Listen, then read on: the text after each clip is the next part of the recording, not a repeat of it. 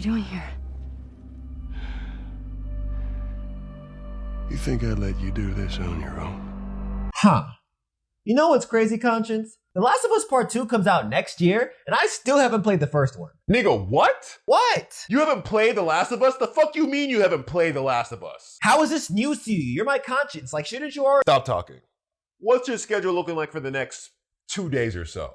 I mean, I have work, I have a few videos I need to finish, and— Yeah, fuck all that. The Last of Us is free right now. Go download that shit, then play that shit. But I have to— Now, nigga, now! Hurry up! Alright, damn! Approximately 10 hours later. Wow, I guess I know why people love that game so much. Yeah, today we're gonna recap the story of The Last of Us. Play my intro, son.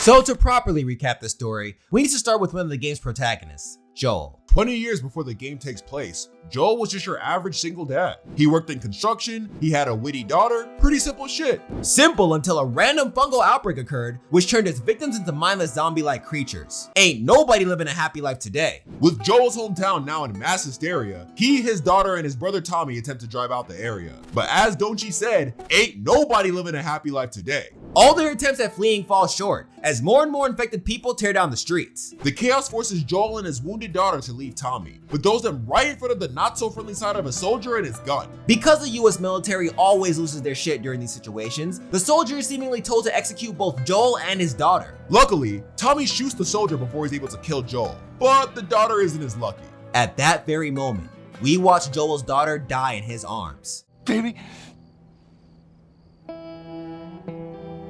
Don't do this to me, baby. Don't do this to me, baby.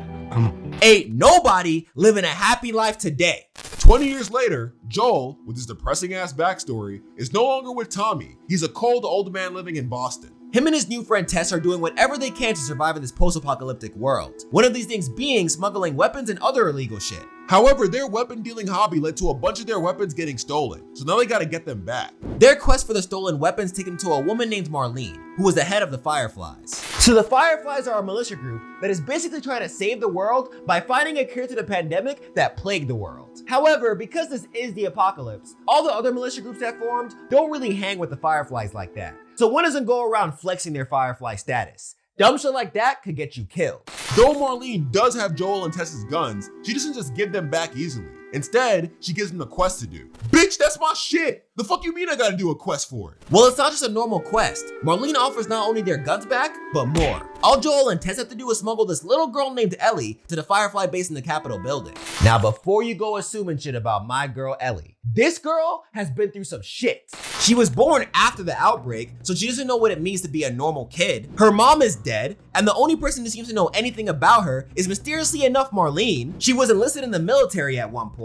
On top of all that, she witnessed the death of her best friend / love interest after an infected attack. All this, and the girl is only 14. Just look at this girl, son. She's a baby. Anyways, Joel and Tess reluctantly accept the task and start traveling with the little girl. Everything goes well until they're stopped by some military goons. But it's all good, because Tess and Joel are fucking real. And Ellie pulled a clutch ass move too. I see you, girl. The scuffle reveals that Ellie has a bite mark from one of the infected. This freaks the hell out of Joel and Tess, but Ellie claims that the mark is 3 weeks old. Joel and Tess are like, sounds like bullshit to me, because everyone knows that when you get bitten, you turn within 2 days. But Ellie insists that she's not lying. That explains why Marlene asked him to smuggle her to further prove her claim. Ellie not turning from being bitten means that she has some type of immunity to the virus. So the Fireflies want to find a way to create a cure using her. And Joel and Tess just realize that they threw themselves into a lot just for a couple of guns. But Tess is down for the quest to possibly save the world. Joel was against it, but he's not going home by himself. He just got attacked by military. He died. So they make their way to the Capitol building, and after multiple confrontations with the infected, they make it. But everybody's dead. Ain't no survivors, ain't no hint on where to go next. The building is just a Firefly cemetery at this point. So obviously,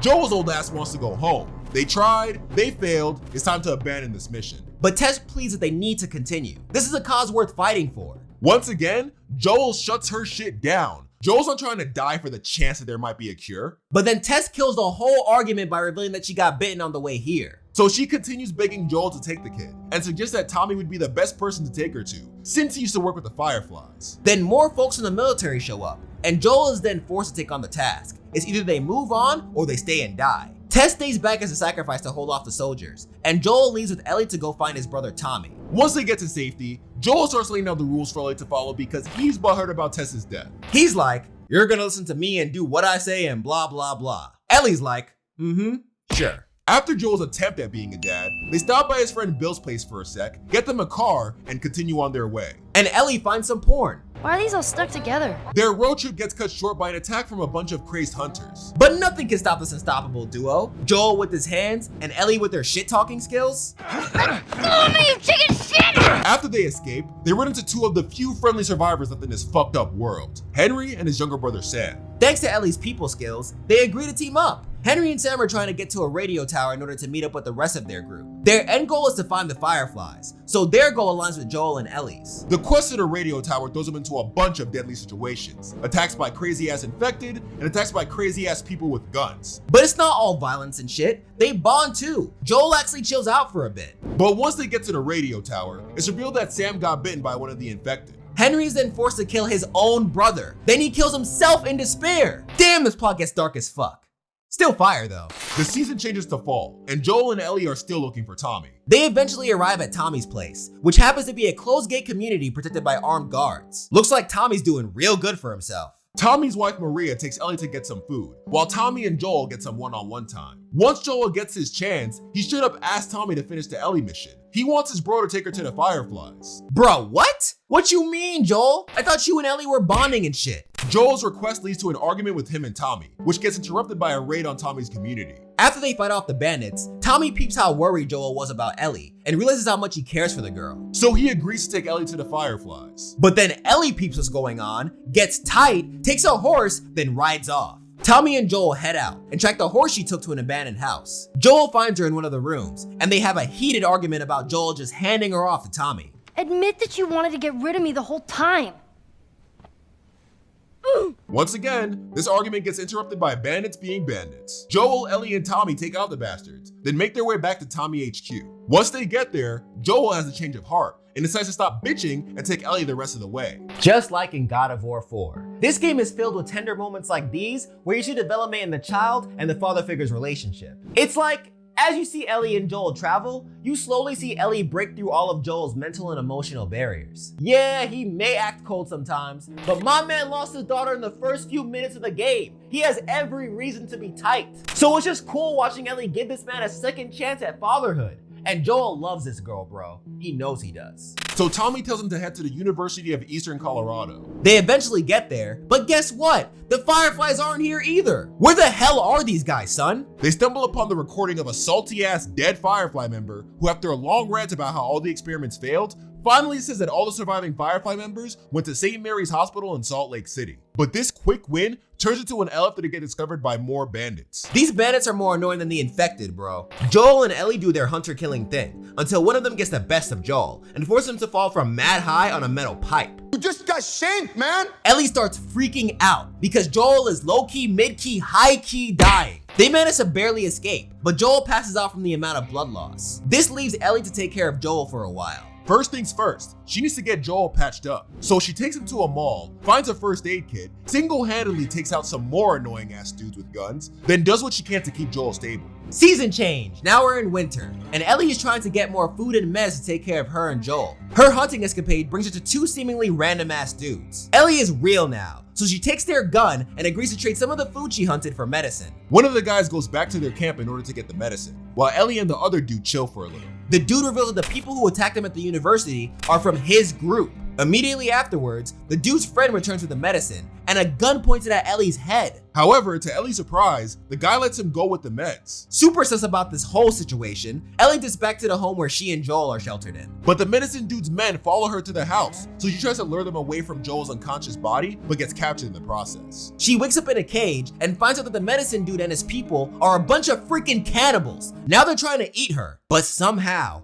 deep inside the confines of his mind, the power of "welp, can't have that" fuels Joel's unconscious body, and wakes him up. Somehow no longer bogged down by his injuries, he finds out where Ellie is being held, beats the hell out of some assholes, then saves her. And Ellie kills a shit out of the cannibal dude. Another season change, now we're in spring. On the way to the hospital, Joel raises the idea that they just abandoned this whole thing. They could go back to Tommy's. Joel can teach her how to play the guitar, she could make fun of how old he is some more, shit would be great. But Ellie insisted they see this through to the end. They've been through too much shit to just quit now. Joel reluctantly accepts her answer, and they continue. After some more bonding and exploring, Joel and Ellie get caught up in the current of a flooded tunnel. Ellie almost dies because she can't swim, but they get found by a Firefly patrol team. The Fireflies knock Joel out because he's freaking out about Ellie. Then he wakes up in St. Mary's Hospital next to Marlene. Marlene is flabbergasted by the fact that Joel made it all the way here regardless of all the detours they put him through.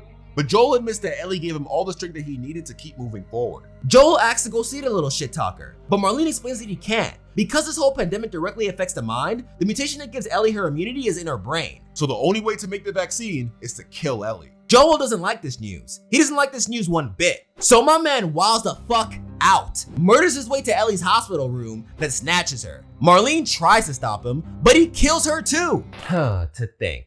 A man would drop the possibility of saving the world for a girl he met about a year ago.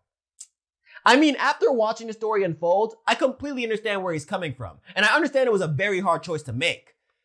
But that's a world-saving vaccine right there, bruh. Like, you need that.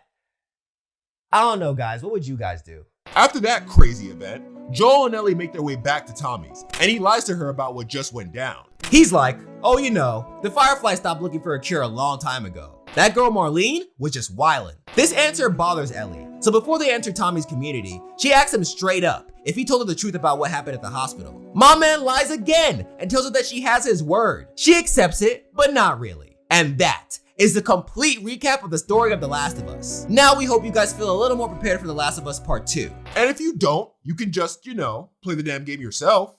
What's going on, Doji fam, and thank you guys so much for watching a new episode of Honest Gaming History. This episode covering the story of The Last of Us in preparation for The Last of Us Part 2, which is coming out next year. It's gonna be fire. If you enjoyed the video, do not forget to like because it really helps me out. Comment to us you want to see me cover in future episodes of Honest Gaming History. Subscribe if you want to see more of me. And also please hit that bell notification button because if you do not, you will never know when I will update new videos or release new videos or whatever.